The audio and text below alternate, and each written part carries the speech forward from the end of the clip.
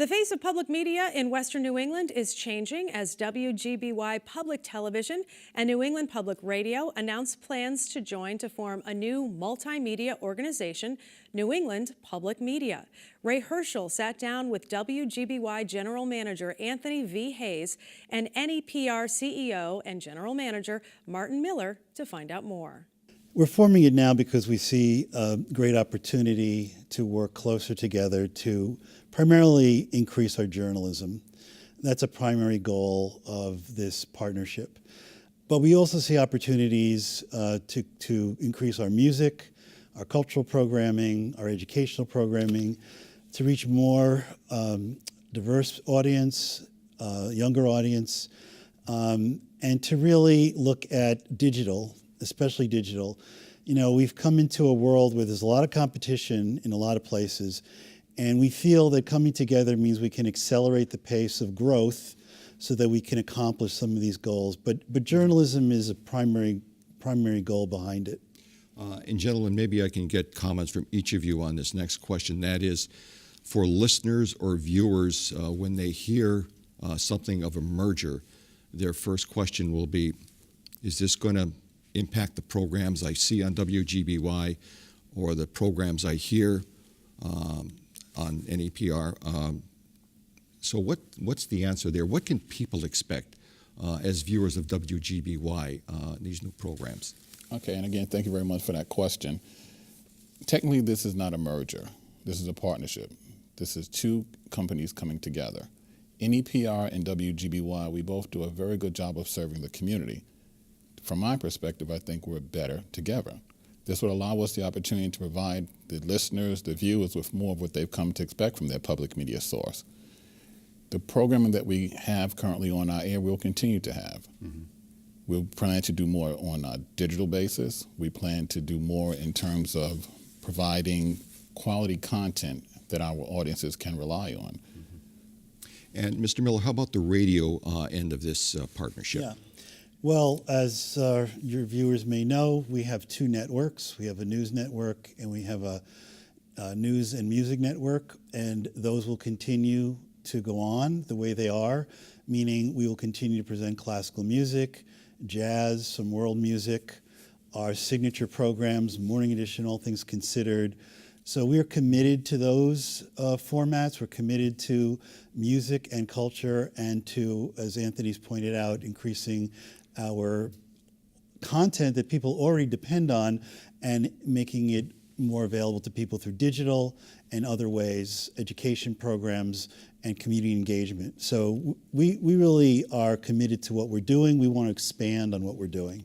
And with, Go ahead, and with the programs that you can rely on as far as WGBY is concerned, Connecting Point, this program here, Presencia at Schools Match Witch, they will all remain intact. Okay, and I'm sure viewers would be welcome to that particular bit of news. Staff-wise, I think both stations employ something like 78 employees.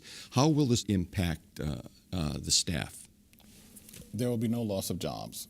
Everyone will be under the umbrella of NEPM moving forward. In fact, the plan is to actually grow our staff over the coming years. And so in total, I think our combined newsroom at present is about 21 individuals, and within the next 3 years, we hope to get that number up closer to 30, if not more. Mm-hmm. So while other media organizations are reducing the size of their newsroom, we're actually expanding, showing our commitment to journalism in this area. And one of the places for expansion, Ray, is having a daily radio program that we will produce. So that is something that's going to come. It may take another year before people hear it, but this is another place where we want to expand our programming. Now, Mr. Hayes, WGBH Education Foundation holds a license for WGBY. Understand that they're going to be investing something to the tune of $6 million over the next 6 years. How is that investment going to be utilized at the local level? So it'll be spread out over 6 years, as you indicated. It'll be used for IT, technology, programming, content, personnel. It's to help us get a good, solid start as we move forward with this new initiative. Mm-hmm. And from the radio point of view, UMass Amherst holds the broadcast license for WFCR. What is UMass' role going to be in this new partnership? Well, the UMass role is pretty much going to continue to be what it has been. We are now going to have really three facilities: 1525 Main Street, which is actually owned by our foundation; this building, 44 Hampden Street; and we have studios on the UMass Amherst campus, the 5 college studios. The UMass Vice Chancellor for Outreach is going to have a seat on the board. Mm-hmm. The Executive Director of 5 Colleges, Inc. will have a seat on the board. So the in-kind contribution and some of the cash contributions we get from the university will continue. And you are correct, UMass will continue to hold the licenses for WFCR and 5 translators for WFCR. So those 2 separate boards will be coming together as one board under this new partnership? So yes, the NEPR Foundation Board and the WGBY Board of Tribunes will be coming together to form the new board. And understand, too, that each of you will have your own individual titles. Right. Can you talk about what they will be under this partnership and how your work together in unison will move this partnership forward? So I'll become the president of New England Public Media. Anthony will become the COO and general manager of New England Public Media. We'll be working together to bring the various departments in the organizations together.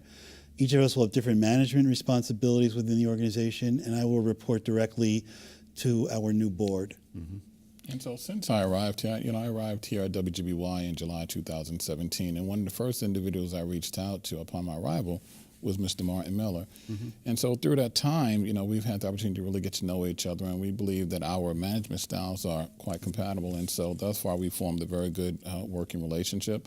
And so with Martin being the president and me holding the position of COO and general manager, I believe that would allow us to help elevate this organization, and I believe the team as a whole will follow suit as we continue to move forward. I know you both have a passion for public television, public radio, and the kind of information that people receive, whether it's news, information, entertainment. Can you talk a little bit about your message to the community with regard to that passion? Is there anything we haven't covered during this segment that you'd care to add to, or what message would you have for the community as we move forward now under this partnership? I'll give you each a chance for a quick answer on that. All right. And so I am committed to making a positive difference and a lasting impact, and that's what I've been trying to do here as the general manager of WGBY. In addition to the content that we have on air, of course, we do much in the community in terms of engagement and events, but also with the robust education department that we currently have. And so combining what we have in terms of staffing and initiatives, particularly with the education unit, combining that with Media Lab, which Martin has at NEPR, I think that would just really allow us to serve the community and help serve the community. Mr. Miller, your thoughts? Well, my 2 major thoughts are, I think we're at a critical point in our country where there are people who feel that our democracy is maybe fading away in some way, and part of that has to do with receiving fact-based information, good information, news that is edited and put through a process so news they can trust. So I think expanding that is extremely important at this time in our country's history. When journalism is under attack, journalisms have been attacked in this country. So we need to do something about that on the local level. We've seen really, unfortunately, a shrinkage in commercial media of reporting and in-depth enterprise news coverage.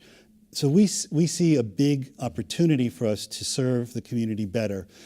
The other message I would like to bring to the community is that this operation, New England Public Media, is self-sufficient. We are getting a very generous grant from the WGBH Educational Foundation, but our goal here is to be self-sufficient. So we still rely on community support. We're going to be reaching out to the community for support, and it's extremely important to help us to achieve these goals that we've been talking about.